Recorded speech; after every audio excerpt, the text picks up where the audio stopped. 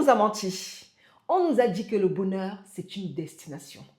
Un endroit où on arrive quand on a enfin l'argent, le couple ou le corps parfait. Mais si tu attends que tout soit parfait pour être heureuse, tu ne le seras jamais. Le bonheur n'est pas le résultat de ta réussite. C'est le carburant qui te permet d'y arriver. Aujourd'hui, je vais te montrer comment inverser la machine. Bonjour et bienvenue sur la chaîne Confiance Illimitée. Je suis l'architecte. J'aide les femmes qui doutent, ces femmes-là qui se sentent bloquées ou découragées, à retrouver confiance en elles, mais aussi à transformer leur manque de confiance en une discipline inébranlable. Si ce n'est pas encore fait, je t'invite à t'abonner à la chaîne pour avoir ton boost quotidien de motivation, de confiance en soi, mais aussi pour te permettre d'atteindre chacun de tes objectifs. Quelles sont donc ces choses-là qui vont te permettre de devenir heureuse? Comment devenir heureuse? Tu ne deviendras pas heureuse parce que tu t'es mariée, contrairement à ce que tu pourrais croire. Tu ne deviendras pas heureuse parce que tu as eu des jumeaux, parce que tu as eu un enfant. Pas du tout. Chaque jour, j'accompagne justement ces femmes-là qui sont souvent accomplies pour la plupart. Mariées, bien mariées, avec enfants, avec belle maison, avec suffisamment d'argent, une carrière prometteuse, mais qui malheureusement sont malheureuses. Chaque jour, je les vois, je les reçois dans mon cabinet de réflexion. Alors, penses-tu vraiment encore que le bonheur dépend de quelqu'un ou de quelque chose? Que ton bonheur dépend du fait que tu te maries? Que ton bonheur dépend du fait que tu aies des enfants? Que ton bonheur dépend du fait que tu aies beaucoup d'argent? Que tu gagnes beaucoup d'argent? Est-ce que ton bonheur va dépendre encore de ce travail, cette promotion-là que tu attends ou de X ou Y chose? Non, je le vois chaque jour. C'est la raison pour laquelle j'aimerais dans cette vidéo te donner des changements simples, mais vraiment simples, hein, que tu vas devoir faire afin de devenir enfin heureuse. Tu sais, ce bonheur-là qui ne dépend ni de personne, ni d'une chose, ni de l'humeur de quiconque, mais ce bonheur-là qui sort de toi, qui vient du plus profond de ton être. Première chose que tu vas devoir faire comme changement tout simple, c'est tout simplement d'apprendre à te connaître. Je te pose la question, qui es-tu? Es-tu capable de me dire qui tu es? Tu dois te connaître en profondeur. Tu dois savoir qui tu es. Tu dois connaître tes qualités, tes défauts, tes dons, tes talents. Tu dois connaître quelles sont tes limites. Tu dois te connaître de fond en comble.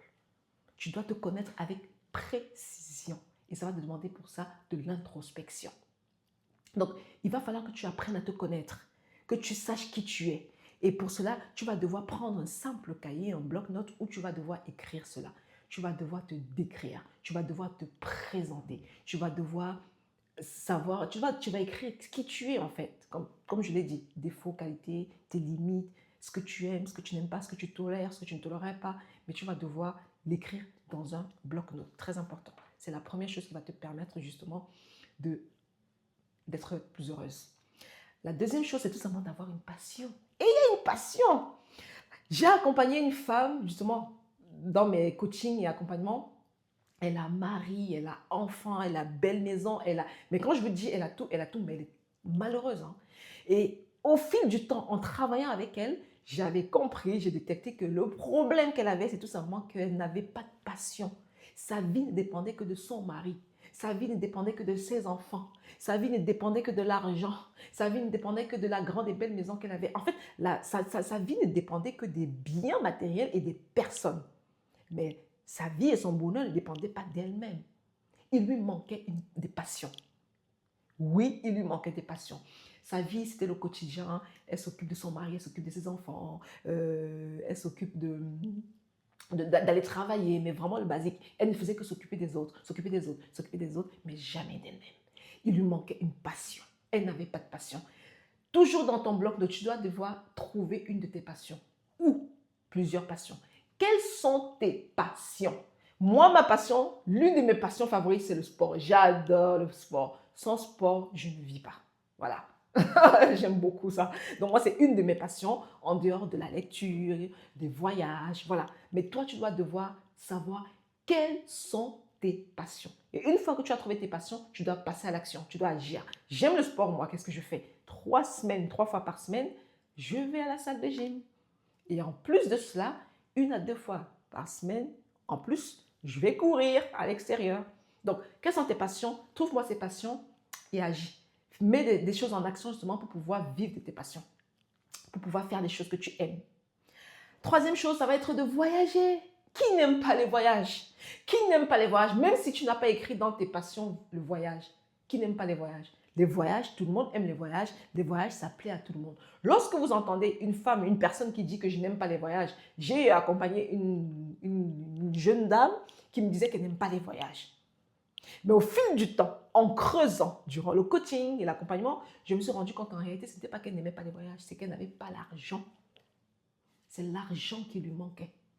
Ce n'est pas le fait qu'elle n'aimait pas voyager. Donc, je suis consciente que voyager, il faut avoir des moyens pour voyager, surtout de nos jours. Il faut un minimum.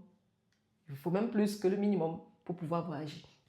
Mais si tu as ce minimum, si tu as cette possibilité, cette capacité-là, c'est de voyager, voyage. Je ne te demande pas forcément de prendre l'avion. Je ne te demande pas forcément d'aller très loin, tu vois. Mais voyager, c'est tout simplement de sortir de ton environnement. Voilà, il va falloir changer d'environnement. Tu es tout le temps dans ta vie, dans ton quartier, dans ta maison. Il va falloir de temps en temps sortir de cet environnement, changer d'environnement, voir autre chose, voir ailleurs, découvrir de nouvelles choses. Et c'est extrêmement important. Même si c'est à, je sais pas moi, 10 km de chez toi, mais sors, voyage, va découvrir autre chose. Dans ton pays, dans le pays où tu es, tu peux aller visiter une autre ville, par exemple, tout simplement. Tu prends un week-end, tu vas visiter notre ville, ou tu te prends par exemple un petit hôtel, ou voilà, et puis tu visites, tu regardes, mais il faut voyager. Le voyage est tellement important, ça va t'ouvrir l'esprit. Ça va te permettre aussi d'être plus tolérante, parce que tu vas voir des choses, tu vas te rendre compte, tu vas par exemple voir des choses et te rendre compte que, telle personne, il y a des choses qui manquent à ces personnes, moi j'ai ces choses, et ça te rend plus tolérante et plus ouverte d'esprit. C'est tellement important. Ça va aussi te permettre d'arrêter de te plaindre. Okay? Il y a des endroits où tu vas aller, tu vas te rendre compte par exemple de la misère qu'il y a et tu vas arrêter de te plaindre. Bref, les voyages ne font que du bien. Donc, voyage au maximum si tu peux le faire.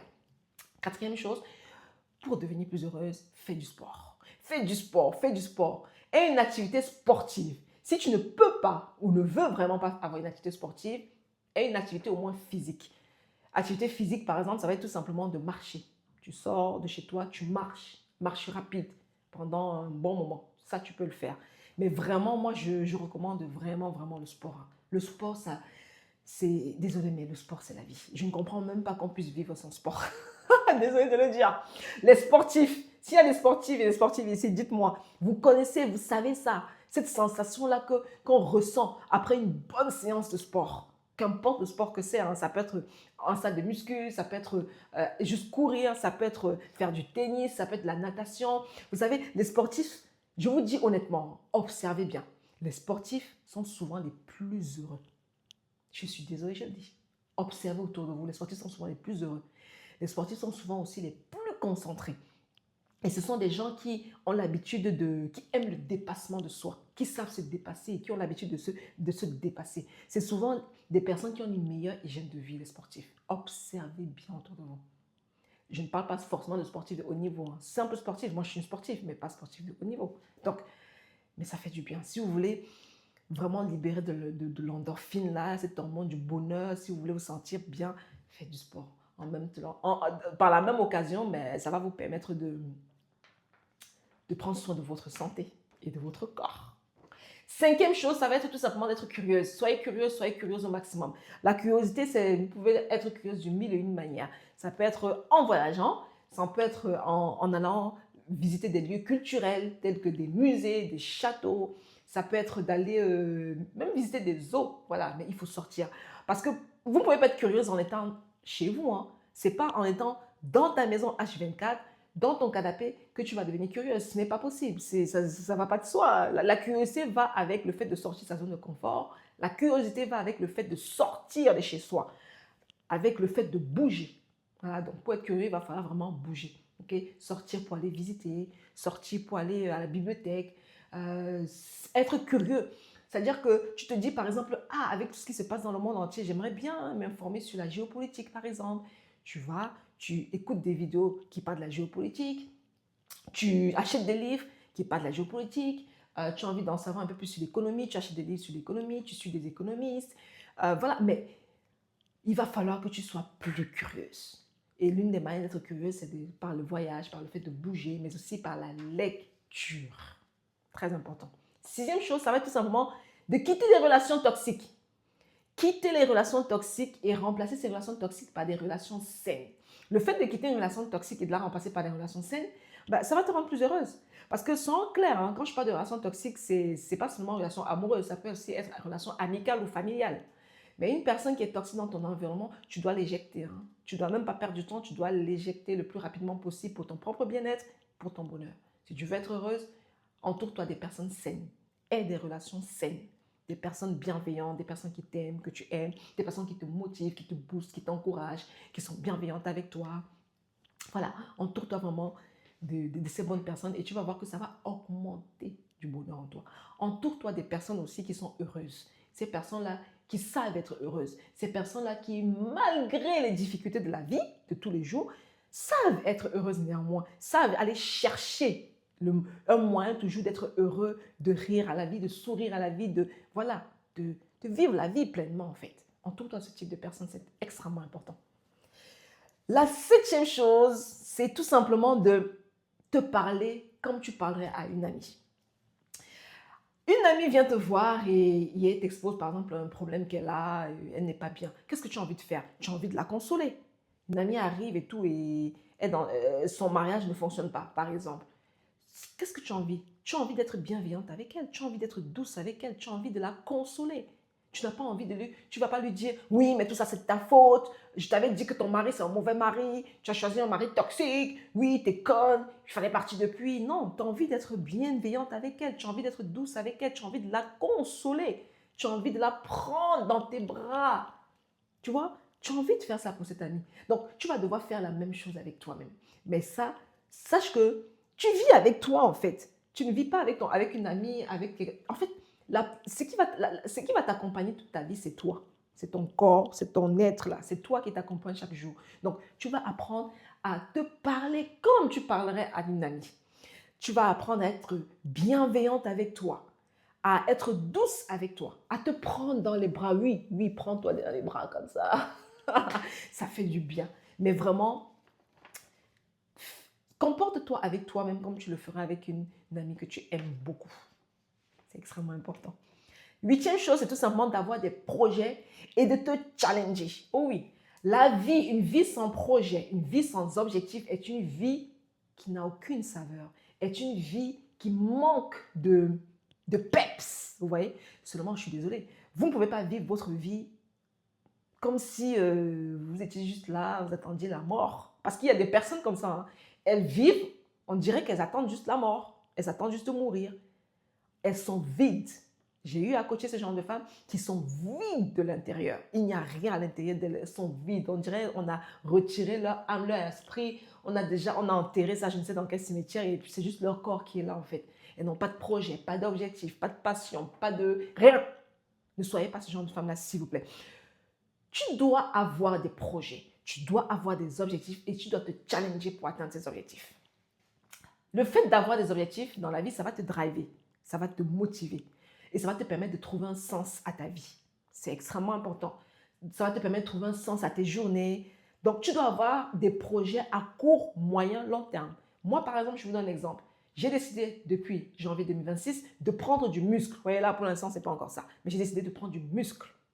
Et c'est un projet à moyen, long terme. Voilà. Je pense que je me suis dit 6 mois. En 6 mois, on verra déjà quelques petits résultats et en un an, ce sera déjà parfait. Donc, c'est mon projet. Vous voyez, ça me drive. Ça donne un sens à ma vie. Lorsque je me lève le matin et que c'est le jour où je dois aller à la salle de gym, même si je n'ai pas envie, même si des fois je suis démotivée, je repense à mon projet, à mon objectif et ça me challenge et j'y go. Vous voyez? Donc, ayez des projets, des objectifs qui vous challenge vraiment et qui vous réveille, qui vous booste. C'est important. Neuvième chose, ça va être de passer du temps avec les personnes qui t'aiment. Oui, voilà. Passe du temps avec les personnes qui t'aiment. Passe du temps avec les personnes que tu aimes aussi. Donc, les personnes que tu aimes, ça peut être la famille, ça peut être des amis, ça peut être des animaux aussi. Voilà. Si tu aimes les animaux, moi personnellement, bon, j'ai pas d'animal. J'ai pas le temps de m'en occuper. Mais si toi, tu aimes les animaux et que tu en as, ben, passe du temps avec cet animal. Parce que des fois, on a envie de faire un câlin. Mais les êtres humains, les hommes, les femmes, on ne trouve pas forcément la personne à qui faire un câlin. Eh bien, si tu as un animal, tu peux lui faire un câlin. Et l'animal est toujours réceptif justement à nos câlins, à notre douceur. Passez du temps avec des personnes qu'on aime en fait. Et transmettez-leur cet amour. Transmettez-leur votre amour. Transmettez-leur ce que vous avez de mieux à leur transmettre. Le 9e changement, le 10e changement à faire justement pour être plus heureux, c'est de mieux s'entourer. Voilà. Entoure-toi bien, je ne le dirai jamais assez, entoure-toi bien des personnes qui t'aiment, des personnes lumineuses. Vous savez, il y a ce genre de personnes-là que quand tu vois, même si tu es malheureuse, tu deviens heureuse. Juste en voyant cette personne. Parce qu'il y a ces personnes-là, c'est pareil des vidéos, hein. Il y a des personnes, des vidéos ou des influenceurs ou des personnes que lorsqu'on suit ou lorsqu'on regarde, on a la niaque. Ça dit, on était léthargique, on était découragé, mais une fois qu'on voit cette personne en caméra ou au réel, bam, la pêche revient, bam, le boost revient. Vous voyez, entourez-vous des personnes motivées, entourez-vous des personnes heureuses elles-mêmes, entourez-vous des personnes lumineuses. Vous savez, quand une personne est lumineuse, elle transmet sa lumière. Et cette lumière-là, en fait, vu qu'elle transmet cette lumière à toutes les personnes qui la voient, voilà, qui la regardent par exemple, ben cette lumière-là, tu la reçois cette lumière. Par exemple, le fait de m'écouter sur cette chaîne, là, tout de suite, par exemple, je suis en train de te transmettre quelque chose. Je te transmets mon énergie. Je te transmets ma lumière. Je te transmets mon bonheur. Je te transmets ma joie. Je te transmets ma motivation. C'est ça que tu dois faire. Tu dois t'entourer de ce type de personnes-là qui te permet de t'élever, de grandir. Extrêmement important.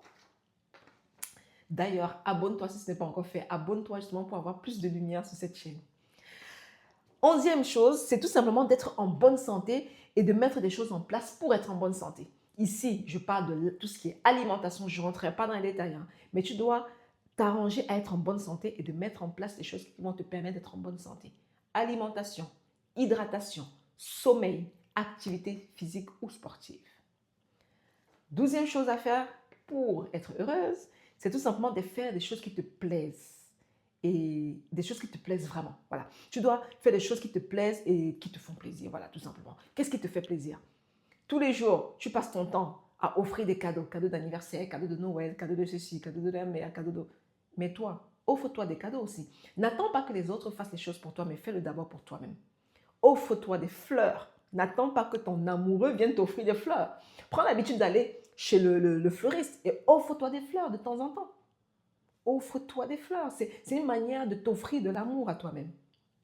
Offre-toi des cadeaux. Fais des choses qui te plaisent. Tu as envie de te faire un hammam, sauna hammam. Go! Tu as envie de voyager, de changer un peu d'air. Go! Mais fais des choses qui te plaisent. Et surtout, fais-toi plaisir. OK? Enfin, la 13e chose, ce 13e changement que tu vas devoir avoir, justement, si tu veux pouvoir être plus heureuse, c'est tout simplement d'être indépendante. L'indépendance ici est sur plusieurs niveaux. Il y a l'indépendance financière, il y a l'indépendance affective, il y a plusieurs types de dépendance, mais tu dois t'arranger à être le plus indépendante possible. Plus tu es indépendante, moins tu dépends des autres et mieux c'est pour toi et plus tu te sens heureuse. Et plus ça te donne de la confiance en toi. Donc, arrange-toi à être plus indépendante, que ce soit au niveau des finances, que ce soit au niveau affectif, ok? Que ce soit aussi au niveau, par exemple, de tes déplacements, tu as besoin d'une voiture, il te faut le permis. Bref, sois indépendante dans ta vie globale. C'est extrêmement important. Alors, je te remercie de m'avoir suivi jusqu'ici.